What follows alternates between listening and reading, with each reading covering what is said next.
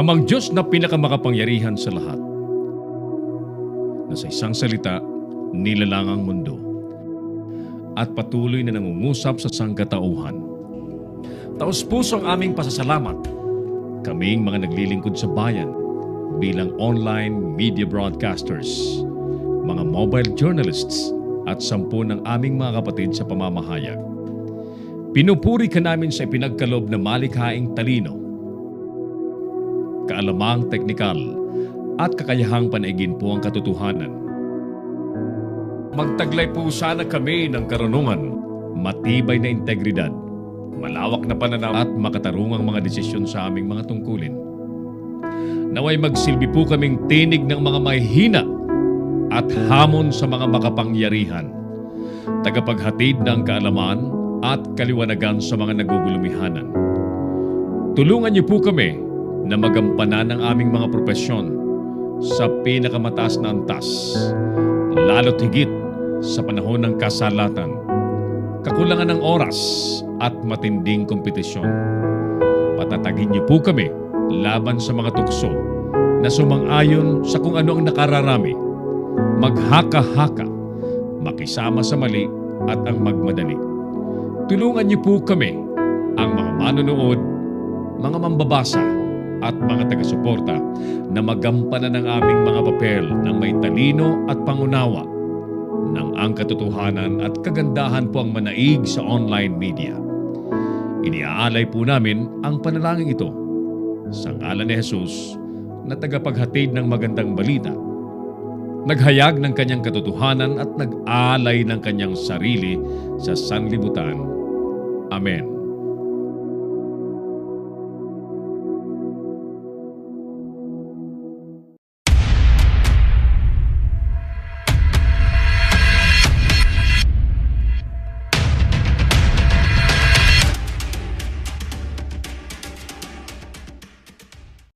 Narito ang mga isyong dapat abangan sa Kamaong Asero. Presyo ng langis tataas ngayong linggo. Traffic sa Metro Manila inaasahang mabawasan po ng kalahati ngayong Semana Santa. Heat index sa Kalakhang, Maynila posibleng pumalo sa 40 degrees Celsius. Dagdag na 1,004 na rangkaso po ng tigdas na itala ng DOH. Pinsala ng El Niño phenomenon pumalo na sa 5 bilyong piso. Rotational brownout tinuligsan ni Senador Gatchalian.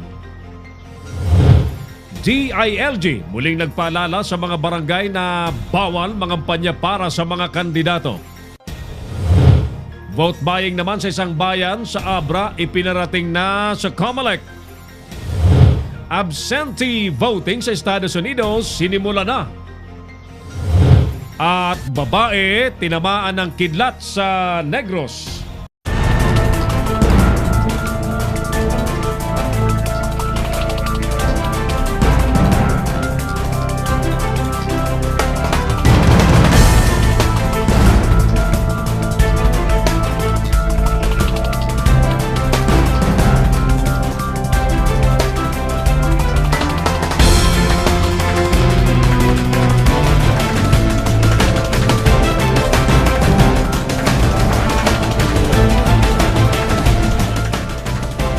Live from the studios of Leader News Philippines, Herald Dakame of Kamaong Asero starts now!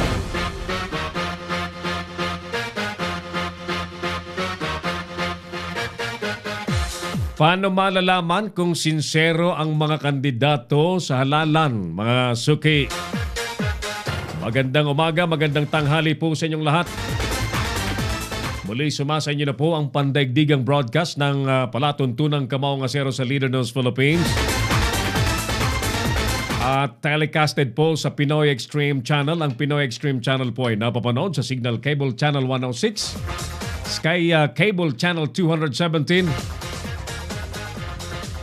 Cable Link Channel 59, Destiny Cable Channel 84, at sa 1,000 iba't iba pang mga cable companies nationwide. Kapiling po natin ang buong pwersa ng Leader News Philippines at ng Pinoy Extreme Channel. Ang ating programa po ay pinalilipad sa pangunan ng ating Operations Head Engineer Oliver Licop, together with Broadcast Officer Clarence Aldaya. Kasama po natin siyempre ang ating mga reporters sa labas ng ating himpilan. Ang ating mga telepono po, mga suki, ay 0927-4942-175 and 09497365,000. Muli, ulitin natin yung ating survey question. Paano ba malalaman kung ang mga nangangampanyang kandidato sa atin ay sincero talaga ngayong halalan? This morning, mga suki, ay special episode po tayo ulit sa ating programang Kamao Nga Sero, sa ating presentation ng plataforma ngayong panahon po ng halalan. At sa umaga pong ito ay binisita po tayo para makapanayan po natin ng one-on-one sa ating programa ang isa pong magaling na abogado at subok na po sa paglilingkod bilang City Councilor ng Baguio City, pero marami pa ho siyang nais gawin, ano ho? Especially sa paglilingkod po sa mga residente dito po sa Baguio City. At privately, siya po'y marami na pong napatunayang natulungan sa iba't ibang paraan, legal, financial at kung ano-ano pa. Pagka gusto talagang tumulong ay maraming paraan. Ladies and gentlemen, we're proud to have this morning in our program Attorney City Councilor Benny Olawan Bumagaw, sir. Welcome sa studios po ng Leader News Philippines. Good morning, Errol, at sa lahat ng mga sumusubaybay dito sa Leader News Philippines. Ibig sabihin, leading news in the Philippines. Well, we wanted you to be the leading counselor. Okay. Okay, salamat. Apo. Alright, dun po sa mga marami pong nagpa-rehistro kasi mga kabataan ngayon, no? How would you like to be known, attorney? Sa mga kabataang, mga bagong botante. Of course, sa mga kabataan natin, gusto natin na iparating sa kanila na yung mga concerns ng mga kabataan ngayon, kagaya ng edukasyon, tungkol sa sports, tungkol sa rights nila as students, ay pinapangalagaan natin. Very good. Actually, I filed a student rights ordinance sa City Council, but sadly, hindi pa na-i-report ng committee chairman ng education. So, pending siya ngayon? Yeah, pending for so many years na. We are being watched worldwide, attorney, Consul Benny. Doon po sa mga hindi pa masyadong, mga bagong butante, I'm referring to mga bagong rehistro ngayon. Marami po yan. Paano mo naisipakilala ang sarili mo sa kanila? Sa mga butante, tayo po ay isang public servant na may sincero na maglingkod sa ating mga kababayan na walang kinikilingan, kundi political will ang kailangan para sa ikagaganda ng lahat. Pangkalahatan ang ating tinitingnan. Ganon ang ating adhikain sa pamamahala sa gobyerno, that if we do something that is good to the people, then we have to do it. Even if others might perceive you as a negative, or your acts would be negative, so long as it is good for the common, for all. Ganon ang gusto nating iparating. Kasi ngayon maraming mga politicians Yan ang, in my experience as a Beneco director, Benguet Electric Cooperative for the last 9 years, 3 terms, and as a city councilor, yan tayo nagkakatalo. We do not know how to toe the line. Sa mga issues na binibigay sa atin, we want to as much as possible court every sectors, no? But no, you have to decide. You do not You do not need to please everybody. Yes, you need not to, tama ka, you need not to please everybody, kundi gawin mo yung Yung tama. tama.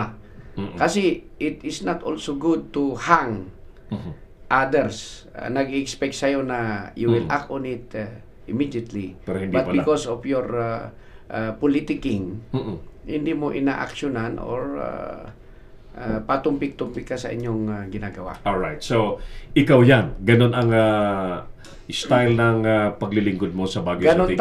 ganon tayo. Alright. So, naka-dalawang term ka na ba? First term? This is my first term as a councilor, Mm-mm. and we are seeking for re-election, so please help. Alright. Kunsyal, you had your first term, ano?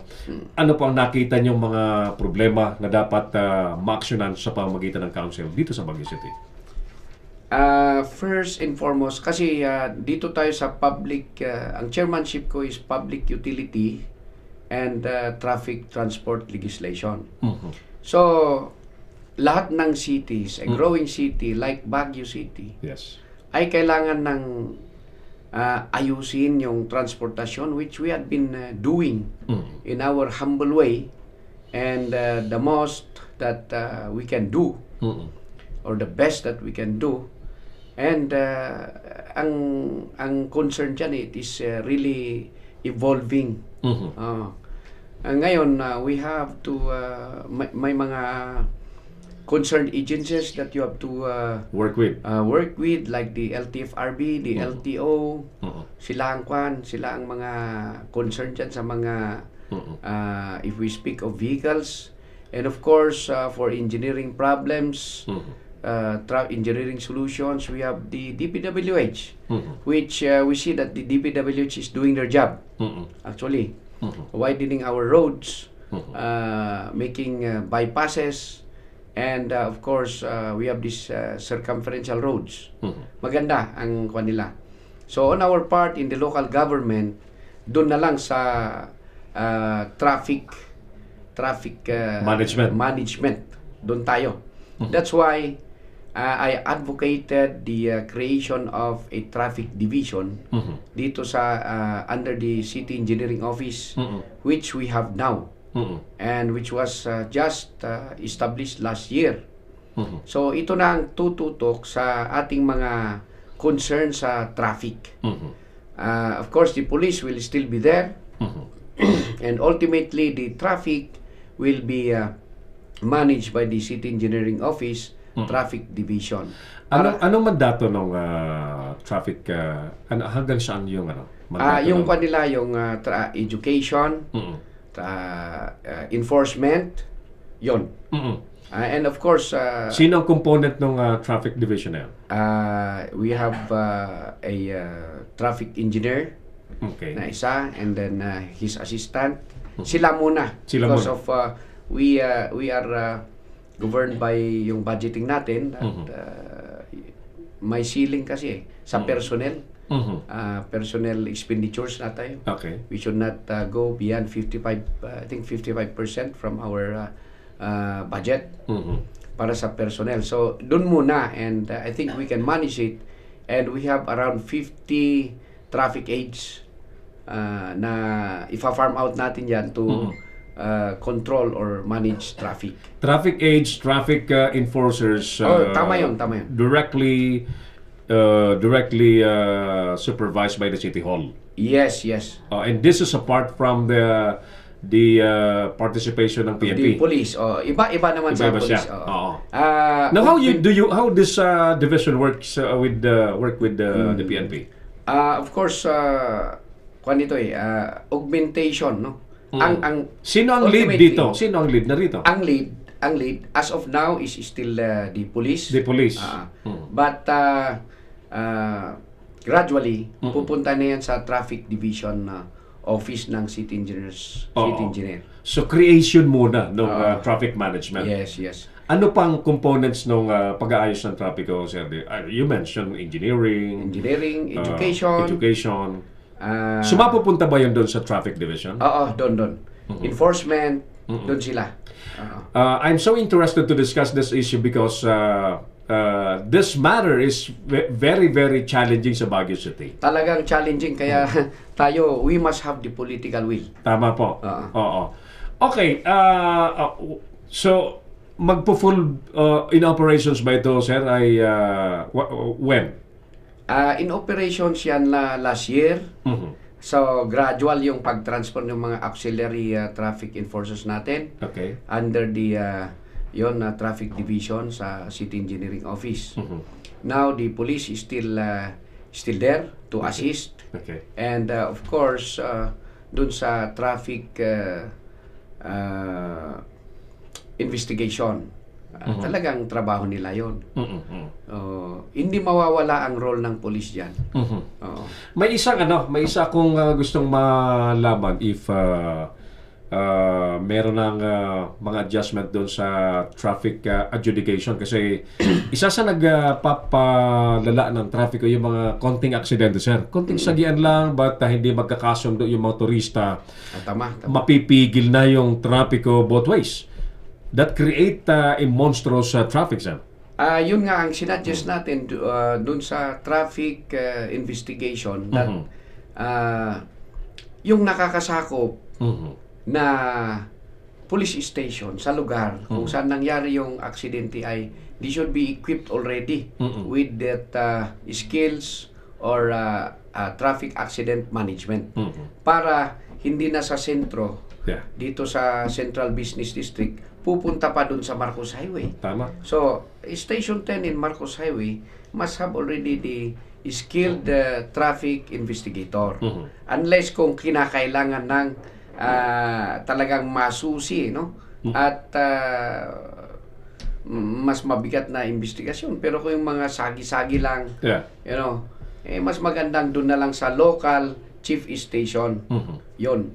We have been advocating that and I think the chief of our traffic dito sa Baguio City also share my view at ginagawa naman nila. Very good. When you mentioned equip, napakahalaga po niya kasi kung traffic na nga, magsasasakyan ka pa going to the incident area, hindi ka abot basta-basta. So, kaya I think dapat may motorsiklo. dapat traffic response eh. Yes. So sa atin hindi naman nagkukulang ang ating city. Kailan lang binigyan natin ng BCPO ng 5 motorsiklo. Worth I think 750,000 yung isa doon. Did they requested specific support, sir? Yes, of course, some specific support. Kasi during our budgeting, Yes, sir. the BCPO also give the request for consideration of our city government. Yeah. At binibigyan na naman natin, we give ito obligasyon ng obligasyon ng City Hall. national government. National government. Yes, BCPO PNP, Philippine National Police. But in the city, we know that they are our partners in Yes. keeping the peace, peace in order, at lahat na. So, we allot around 40 million a year for them. So, ganun tayo kasuporta sa ating mga kapulisan dito sa Baguio City. Doon na kinukuha lahat ng uri po ng suporta. Very good, very good. Because, traffic management is an integral issue sa paglago ng ekonomiya ng isang lugar. Doon nga habang dumarami ang mga tao, dumarami ang mga sasakyan, talagang hindi natin maiwasan yan. Ang gawin lang natin how to manage it, how to And to adapt, of course. yes, of course we have to adapt sa lahat ng mga cities talagang ganyan ang problema. Kaya sabi ko, ito ang pinaka-challenging na committee. Kasi hindi ka naman pwedeng, pag ginusto mong mag-widening ka, hindi naman pwede. Hindi po ba? Kaya nga sabi ko, it's not only about traffic management, but there is also engineering side of it. Of course. Kung gusto mong magpatayo ng flyover, underpass. you need money for that. Right. Oo, so saan tayo kukuha ng billions. Parking. Dito sa Baguio, we proposed and approved. Ano bang nangyari pala talaga doon sa Tingnan mo ito. You mentioned pinupuri niyo po ang DPWH. Active ang DPWH sa mga widening. Ano? Talaga. Then suddenly, makikita po natin yung mga nilaparang kalsada, ginagawa ng parking area. Totoo yun. How do we reconcile that, sir? Hindi natin maiwasan talaga na may mga nagpa-park sa mga sa mga gilid ng kalsada. But sa tingin ko naman, doon sa mga nilaparan ay tolerable pa rin. Tolerable, but it defeats the purpose. Oo. Kung makikita natin, ginawa lang ng parking. Tama yun, Yeah. tama yun. But there will come a time na talagang hindi na papayagan yan. Okay. Kagaya ng Ligarda, no? Ligarda. Ligarda, Napakalawak niyan. But it can still accommodate yung volume of traffic. That's why yung iba nagpaparada sa gilid ng kalsada, which is not supposed to be, pero yung iba sabi na anin mo yung malapad na kalsada. But we are itong mga widening. I think kailangan dyan, sir, kasi parang related dyan, yung honest to goodness implementation of building code. You do not build buildings without sufficient parking areas. Tama yun. That's why we passed an ordinance that have already removed the privileges or exemptions of buildings from providing parking space sa kanilang mga buildings. Yun naman ang nagawa nating suporta. And I hope that this is being implemented kasi nga isang building dyan, limbawa sa may Rizal Park, they converted their space for grocery. Wala na yung plano sa building plans nila, yung parking. That's why hanggang ngayon hindi pa nai-issue yung occupancy permit nila. I see. So yun. So yun, we need really a chief executive. Kasi tayo legislation lang eh. Right. Legislation, chief executive to implement strictly the ordinances that we have made. Tama po. Yun. Tama po. Tama. And kasi siya ang may control sa mga offices, sa mga department heads na nag-i-implement dito sa ating sa mga batas. Halimbawa ang CBAW, City Building and Architects Office. Sila ang in charge sa mga pag-inspect sa mga building. Right. Are these building owners followed the plans? Right. In accordance with their building plan, in accordance with the building code of the Philippines, that they provided a parking space for them. Sila. And it takes the chief executive to do that. Kami lang sa City Council, we have the power to oversee whether these are being implemented. We can do that. That's why time and time, from time to time, tinatawagan natin yung chief ng City Building and Architects Office o kumusta na itong mga ordinansang ganito. So, that's good. That's good kasi yung density ng traffic, attorney, councilor, Benny, has something to do with the spaces being used for development. May sapat pa ba or kailangan pa ba talagang i-allow natin ang additional more structures, mga panibagong building na minsan, of course, lahat po yan dumadaan po sa chief executive. Yun nga, at one time, nasabi ko dun sa chairman ng BRM, Baguio Regreening Movement. I suggested, si former Councilor Balahadja, I told him, Sir, suppose I will pass an ordinance that will put a stop on the construction of new condominiums dito sa atin. Because these condominiums, kahit if they occupy a small space, but high-rise yan, Yes. you need water, Yes. parking, there are more people to come. Yes. Mga ganon. So sabi niya, you can do that. You can pass a legislation to provide a moratorium on the construction of buildings na yan. Pag-aralan mo, sabi niya.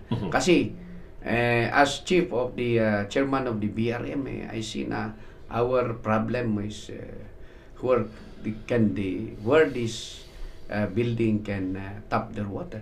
Yes. Siyempre, yung mga residential, hindi mo masiservisyohan. Siservisyohan mo yung mga commercial buildings. Tama po. So, ganun ang problema and pwede yan na gawin natin. Oo, but siyempre timing eh. Mhm. Timing. It must be after the election. Mhm. Ganun yan. Oo. Okay. So, Kasi yung mga ibang councilors like Councilor Yaranon, nasabi rin niya eh, suppose we put a moratorium. So that itong mga itong mga malls o yung mga buildings na ganito, they expand to the blessed area. Tama nga naman. alright. So, you're telling us na balak mong isa lang yon after election or once nag-resume ang City Council? Yes, but of course, kailangan din ng pag-aaral and Consultation. talaga. Consultation. Consultation because there are stakeholders to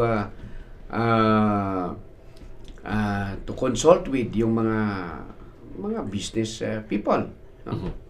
Yung mga property owners, sabi nila, saan namin gagawin ito? Baka ngayon lang sila nag-ipon at next month pwede na magpagawa eh. At kung ano ang pinakamaganda sa pangkalahatan, yun ang gawin natin. Alright. Even if may matatamaan. May tatamaan talaga, sir. Talaga. Ganyan sa public service. We cannot please everybody. Sa bagay, sabi mo nga, kung ano yung ikabubuti ng lahat, yun ang gawin natin. Mas maganda po yan. Mas maganda. Mas magandang may choice na ganyan. Sabi nila, look at Singapore. Pag sabi nila, gawin natin ito, gagawin nila. Tama po. Oh. Okay. Traffic pa rin pag-usapan natin kasi talagang seryosong problema po sa Baguio City ang traffic. And of course, this has something to do, related, direct kuwan po ito sa transportation committee ni Attorney Benny. Sir Errol, isa Yes, pa. sir. Yes, sir. Di ba, we lack space ng mga parking. Pagdating ng mga bisita, wala. Yeah. That's why we propose in my committee against the mga objections ng ibang sectors dyan to for the construction of a multi-level parking. That's I am about to ask. Yes. Kasi kung limited ang spaces nga natin, walang parking na designated, mapupunta talaga sa kalsada lahat ng mga sakyan. Tama. Maliit na nga yung kalsada, yabay, 2 lanes ka nga lang, tapos paparkingan pa yung isang lane, lalong sumikip na. Ano pong nangyari doon sa mga proposal nga pala? Approve. Actually, approve na yon yung construction of multi-level dito sa may baba ng UC. Yes. UC. Yes. But the thing is, approvean mo nga. Alin muna doon ang na-approve, sir? Kasi there are several proponents. Alright. Yung sa tayong nag-propose sa Committee on Public Utilities, Transportation, doon sa baba ng UC. Yung location mo na ito. Yung location. Oo. But, And then, doon sa may Jadewell parking, yes, I think approve yun eh. Approve eh. Pero, question, approve nga, do we have the capacity to implement it? Yun, in the city government, does the city government have the budget? Yun ang problema. Hindi, dapat allocatean ng budget. Yeah. Pwede yun. Or we can tap... Di ba may mga nag-proposer na build and operate transfer? Meron. Again, it takes a good chief executive who has the political will also to complement yung pinapasa sa council. Tama po. Oo, because the chief executive is the one which allocates the budget. Ganun yun. I remember yung UC nag-submit pa ng comprehensive development plan with that parking council. Oo, masyadong billions and billions of billions, money yun. Pwede naman yung phasing, sir, by phase ang development. So, you are telling us approve yung parking building, Approve yung location muna. yung concept of building a multi-level Level parking. Ano ba yung multi-level parking? Pailalim o pataas? Pataas. O, kasi di ba that was the issue you faced, yung maraming masisira view na Baguio, ganon. Ganon. Oo. Like Jadewell, doon sa may Gansa parking. It's a parking lot. One level only. Bakit pag ang SM ang nagtayo walang masabi ang mga tao? Yun nga. Pag ang City Council may balak na para sa lahat Hindi, ang kwan naman nila, which is, pag tinitingnan mo, it has also merit. Gawin na lang na open lang yan, just like that. But the thing is, wala anhin mo yan. Whether you put a structure on that or not, parehas pa rin na open space pa rin yan. Yeah. Hindi, walang gamit. Yeah. So, anong gagawin natin dyan? So, we must have to utilize tama yung word mo. property, Utilize it. Yun. The utilization of every resources to solve our problems. So in short, doon sa mga nakikibalita, sir, doon sa issue ng multi-level parking concept, ang binabalita mo sa amin ay approve siya.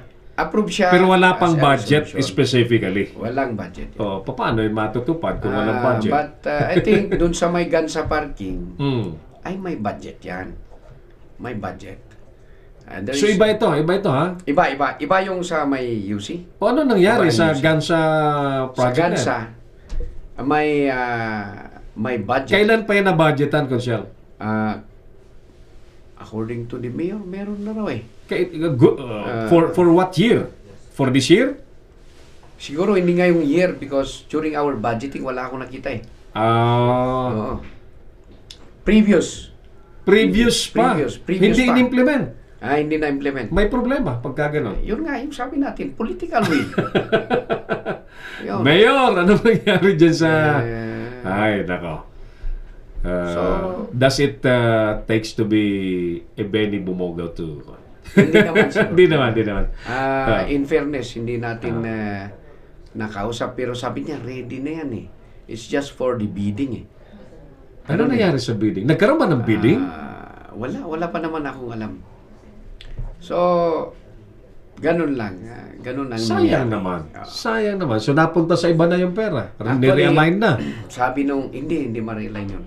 Sabi ni yung past city engineer, ay meron na silang kwan dyan. There is already a plan. But you know, when you allocate the budget for a certain year at hindi mo ginamit, what happens? Hindi naman babalik yun Kung Hindi na babalik. Di ba? Hindi may babalik yun. It will still be there. So, implementation na lang siguro.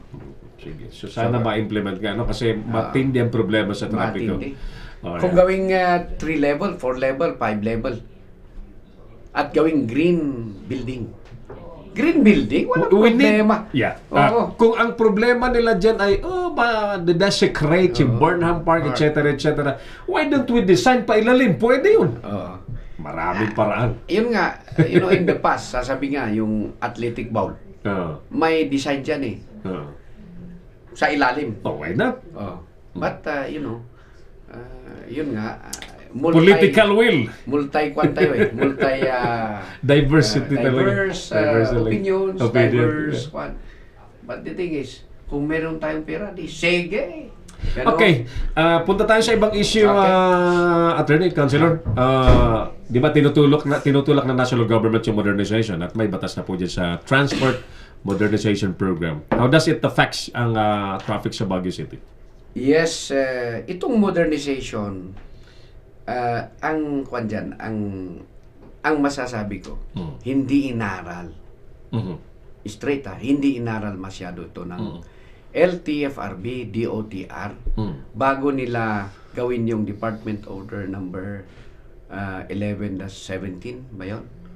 Or Department Order 17-011, whatever.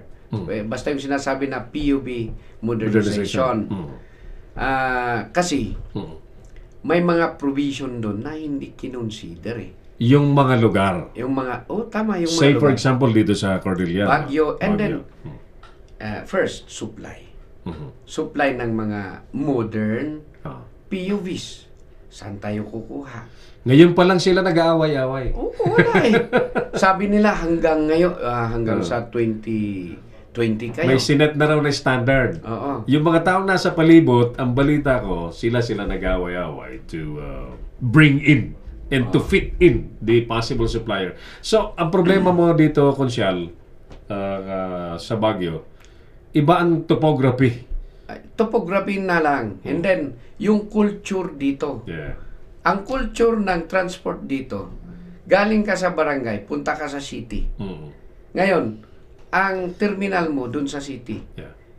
we utilize the streets Mm.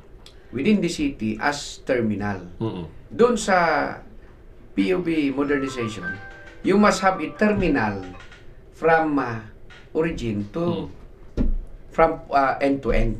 Mm. Saan ka kukuha ng terminal dito Problemang sa malaki. Pangalawa, ang isa pang isyong nakikita ko, attorney, yung pintuan na.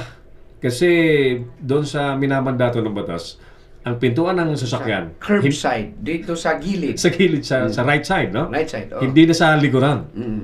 Oh. Is that applicable dito sa Cordillera? Siyempre, pag ang ruta mo ay medyo Masige. masikip, tapos may mga walls pa, mga kabiti, ang tawag natin, ripraps, kailangan kuan mo, you have to put a space kung saan bababa yung tao. Mm-mm. Or, pwedeng solusyonan yan. Designated unloading area. Loading and unloading lang. Pero, sa akin, ano bang, what do we want to achieve? Safety? Safety ba? Daw, sabi nila. But I think hindi naman walang issue sa safety kung sa likod eh. Mm. Oo. Well, it has Noon been pa yan the eh. icon. It has Noon been. pa yan.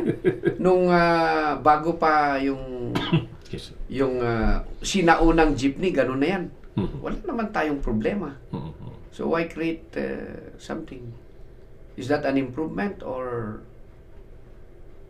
sa mga jeep siguro hindi They na. are trying to enforce the clean air law. At ang sinasabi nga nila, lumana ang mga engines, ang mga jeepney. So, in-overhaul na nila yung konsepto, pati yung katawan, pati ng sasakyan, they introduce such an idea. So, Sa tungkol sa engine naman, walang problema because kailangan natin yung clean air. Yes. Talaga. Pero, aralin nyo, wag nyo yung bugso-bugso na lang na, ngayon, 2020, kailangan naka Euro 4 na kayo. Kahit gusto mong kumuha, saan ka kukuha ng supply? ang problema, sir, ay dumaan yan sa napakaraming congressmen. Dumaan yan sa 24 senador. Dumaan na sa presidente yan. Hindi naman, kasi hindi ito batas eh. It's just a department order from the Department of Transportation. Yung modernization? Oo. There is a law about that. Hindi, wala. Wala? Wala. It's only a department order. They have to go back to the basic. Pag-aralan nila kung dito po sa, halimbawa, specifically sa Baguio City, mountainous area, ay pag-aralan nilang maigi muna. Yun ang problema. Alright. Sige. Ilang araw na lang halala na, Konsyal. Would you like to say something sa mga constituents po ninyo sa Baguio City? Yes, sa mga constituents po natin ng Baguio City, tayo ulit po ay kumakatok sa inyo ng inyong suporta sa aking for re-election bilang konsihal. Ginawa ko naman po ang aking nararapat na gawin na expected ninyo sa akin na magbigay ng output o kaya'y anong tawag dito? Yung trabaho. Ginawa ko po yan sa larangan po, hindi lang po sa transportation, but on public utilities and even health. At yun po, hindi masasayang po ang inyong pagtitiwala sa akin dahil tayo po ay may political will to do something what is good for our city sa pangkalahatan na desisyon. Apo. Oo. Yun po ang aking maipapangako at magpupursige pa rin sa aking pagtrabaho bilang konsyal kung muli ninyong ihalal. At sa ating pagtrabaho po talagang we are guided by our core values. Because if you don't have the core values, sasabihin nila lalamunin ka ng sistema. And I'm very proud that to tell our constituents, inform them that hanggang ngayon hindi pa naman tayo nalalamon ng sistema. Congratulations. Like corruption things, because we have that core values na ating pinapanindigan, which is termed as guts. Kaya nga sa aking mga polyetos, with the guts, sabi nila, like Benny Bumogao, who has the guts. What is this guts? Of course, good governance, accountability, transparency, trustworthiness, sincerity in public service, and service above self. Yan po ang aking guiding principle in my job as your elected official. And also in our personal capacity. Pwede yan. Kasi pag outside of those things, ay hindi tayo magiging makikukompromiso. Alright. May survey question tayo, Attorney Consial, sa programa. Related naman ito sa nalalapit na halalan at related po ito sa mga tulad yung kandidato. Paano daw ba malalaman kung sincero ang mga kandidato ngayong halalan? It might be a self-serving question, pero okay lang. Just to guide the voters. Ayan. Ano bang tip para malaman? Maraming kandidato ngayon, sir, di ba? Oo. Marami. Yung mga councilors lang, 40 yata mahigit. Ilan ba? 53. 53, imagine that. 53. Sa dami niyan, how will you correctly choose? Tama, no? Kasi, ngayon, ang mga botante, hindi naman nila alam personally yung mga kandidato. Yes. Halimbawa, yung mga bagong kandidato, hindi nila alam Right. how to gauge whether they are sincere Yeah. or what. Pero tingnan nyo sa background nila, meron ba silang nagawa? O halimbawa, kung sila ay abogado, paano pagka-abogado nila, wala ba silang inistapan na kliyente? Baka may pangpiyansa sila pangpiyansa ng kliyente sinugal, ganun. No? So, wala you cannot really. Doon sa mga incumbent, you can judge if you are very keen. Okay, masusi ka sa pagsusubaybay sa kanila, makikita mo kung sila ba'y sincero sa kanilang performance, pagsilbi based on performance. Yes. Mahirapan lang tayo dun sa mga baguhan. Pero kung baguhan ka lang sa politics but you have been serving in other capacities and it was proven that you're really a good servant, then siguro kaya nga maganda yung may polyetos ka, no? Yeah.